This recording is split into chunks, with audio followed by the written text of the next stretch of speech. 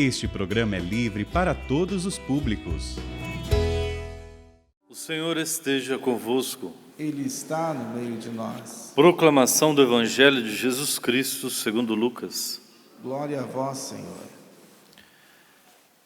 Naquele mesmo dia, o primeiro da semana, 2 dos discípulos de Jesus iam para um povoado chamado Emaús, distante 11 quilômetros de Jerusalém. Conversavam sobre todas as coisas que tinham acontecido. Enquanto conversavam e discutiam, o próprio Jesus se aproximou e começou a falar com eles. Os discípulos, porém, estavam como que cegos e não o reconheceram. Então Jesus perguntou: "Que ides conversando pelo caminho?" Eles pararam, com o rosto triste, e um deles, chamado Cleofas, lhe disse: "Tu és o único peregrino em Jerusalém que não sabe o que lá aconteceu nesses últimos dias?" Ele perguntou: "Que foi?" Os discípulos responderam: "O que aconteceu com Jesus, o Nazareno, que foi um profeta poderoso em obras e palavras diante de Deus e diante de todo o povo. Nossos sumos sacerdotes e nossos chefes o entregaram para ser condenado à morte e o crucificaram. Nós esperávamos que ele fosse libertar Israel, mas apesar de tudo isso, já faz 3 dias que todas essas coisas aconteceram. É verdade que algumas mulheres do nosso grupo nos deram um susto. Elas foram de madrugada ao túmulo e não encontraram o corpo dele. Então voltaram dizendo que tinham visto anjos e que estes afirmaram que Jesus está vivo. Alguns dos nossos foram ao túmulo e encontraram as coisas como as mulheres tinham dito. A ele, porém, ninguém viu." Então Jesus lhes disse: "Como sois sem inteligência e lentos para crer em tudo o que os profetas falaram? Será que o Cristo não devia sofrer tudo isso para entrar na sua glória?" E começando por Moisés e passando pelos profetas, explicava aos discípulos todas as passagens da Escritura que falavam a seu respeito. Quando chegaram perto do povoado para onde iam, Jesus fez conta que ia mais adiante. Eles, porém, insistiram com Jesus, dizendo: "Fica conosco, pois já é tarde e a noite vem chegando." Jesus entrou para ficar com eles. Quando se sentou à mesa com eles, tomou o pão, abençoou, partiu e lhes distribuía. Nisso os olhos dos discípulos se abriram e eles reconheceram Jesus. Jesus, porém, desapareceu da frente deles. Então um disse ao outro: "Não estava ardendo o nosso coração quando ele nos falava pelo caminho e nos explicava as Escrituras?" Naquela mesma hora, eles se levantaram e voltaram para Jerusalém, onde encontraram os 11 reunidos com os outros.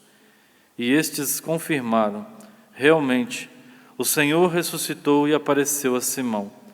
Então os 2 contaram o que tinha acontecido no caminho e como tinham reconhecido Jesus ao partir o pão. Palavra da salvação. Glória a vós, Senhor.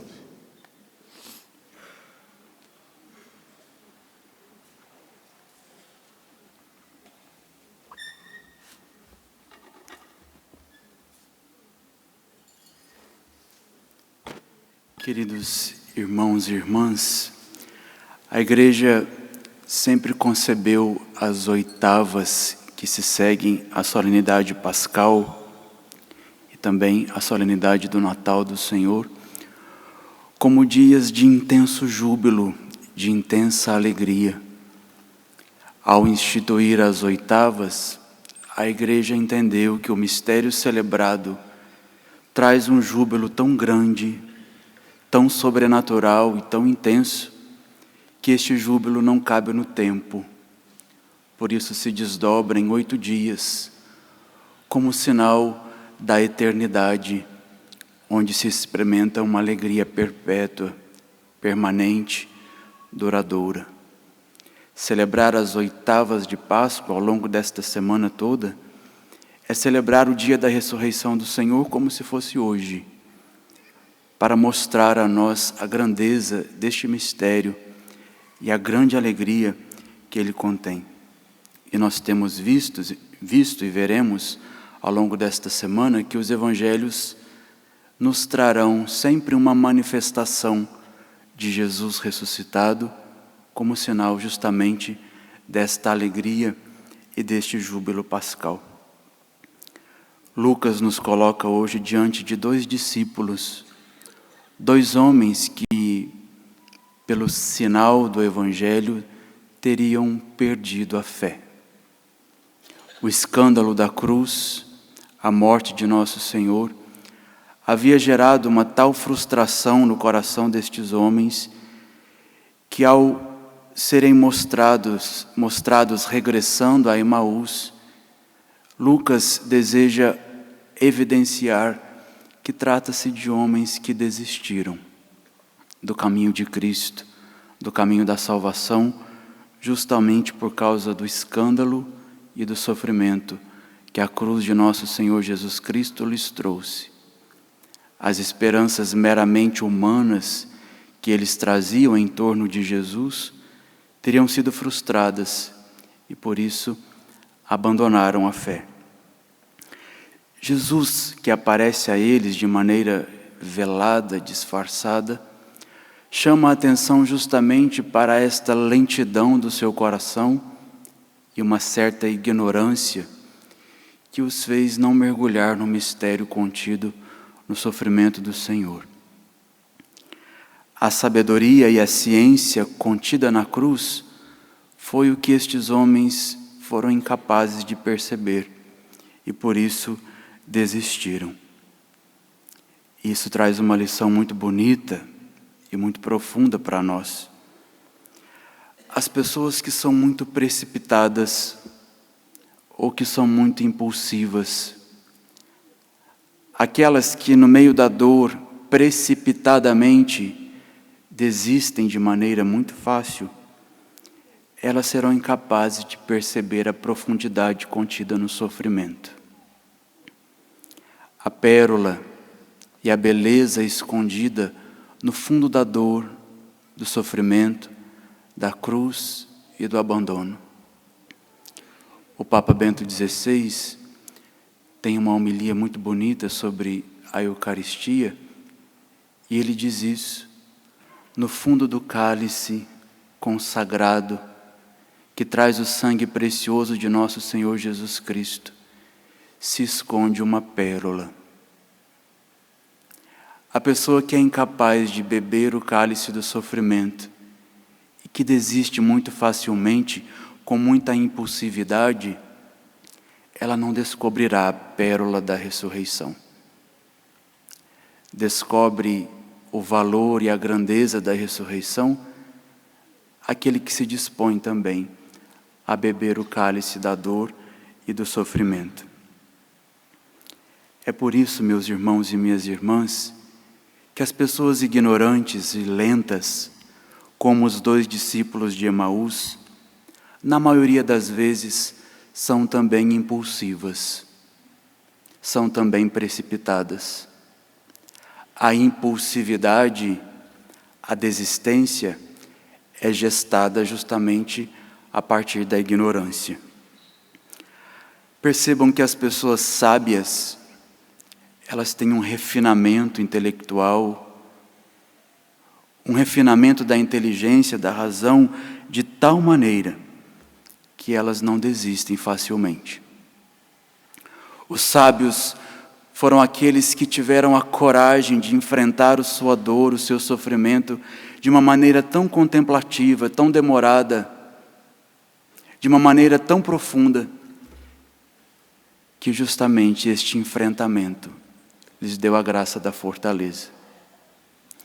Ignorantes e sábios, a diferença está justamente na capacidade de se demorar no mistério da dor, para a partir dela encontrar a ressurreição. Talvez há dentro de nós também um pouco dos discípulos de Emaús. Quando nós não entendemos o que nos acontece, quando o porquê das coisas não aparecem de maneira rápida, ou talvez nunca vão aparecer, quando o sofrimento também bate à nossa porta, a dor, a solidão, a doença, e nós também corremos o risco de, por ignorância e por lentidão, abandonarmos o caminho de Deus, sem encontrar a preciosidade que Deus esconde na dor e no sofrimento. A sombra só existe quando é projetada sobre nós alguma luz. Se nós experimentamos a sombra, a escuridão, é porque tem uma luz por trás daquela sombra que se revela a nós como uma fonte de esperança. Foi o que o ressuscitado fez com estes homens. Na sombra da sua frustração e da sua dor, a luz velada de Jesus, disfarçada do seu coração ressuscitado, foi capaz de arder o coração frustrado daqueles homens e lhes devolver a esperança. Lhes fazer entender que as coisas não se dão de maneira meramente humana para aqueles que seguem a Deus. Jesus colocou sobre eles naquele dia, naquele domingo, um olhar sobrenatural também para o sofrimento e para a dor.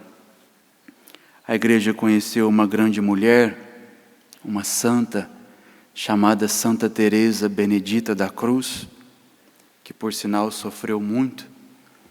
Ela foi perseguida pelos judeus, porque era de família judia e se converte tardiamente para o cristianismo. Foi perseguida, aliás, pelos nazistas e morre num campo de concentração. Ela escreveu muito sobre a sabedoria contida na cruz. E na última carta que ela deixa às suas irmãs do Carmelo, de Colônia, na Alemanha, ela escreveu justamente isso. A ciência da cruz não se adquire enquanto ela não repousa sobre os nossos ombros. Quem sabe somente da teoria do sofrimento será incapaz de sair da ignorância para a ciência e para a sabedoria. Percebam, em todos os sofrimentos que você já viveu, a maturidade é sempre filha da dor. Não se cresce se não se tem cruz, se não se tem sofrimento. Aqueles que vivem indo embora, desistindo, aqueles que vivem obstinadamente abandonando a fé por causa do sofrimento, sempre permanecerão imaturos. A ciência da cruz se adquire somente quando ela pesa sobre os nossos ombros. Nós estamos na Eucaristia. Daqui a pouco, o pão eucarístico vai ser fracionado. Jesus ressuscitado virá a nós, assim como foi àqueles homens. E a partir do mistério da Eucaristia, os seus olhos se abriram e eles compreenderam que por trás do mistério pascal de Cristo se escondia de fato uma grande pérola. Se nós chegamos também aqui hoje ignorantes, precipitados, lentos para entender a dor e o sofrimento, o ressuscitado também vem a nós neste altar.